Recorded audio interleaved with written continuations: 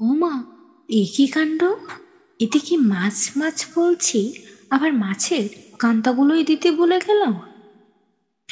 মাছের মতো দেখতে লাগছে, কিন্তু কান্তা ছাড়া কি মাছ হয়?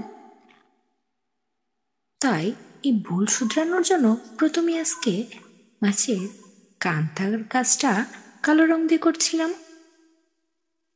একে একে প্রত্যেকটি মাছের কান্তা আমি দিয়ে দিলাম কালো রং দিয়ে।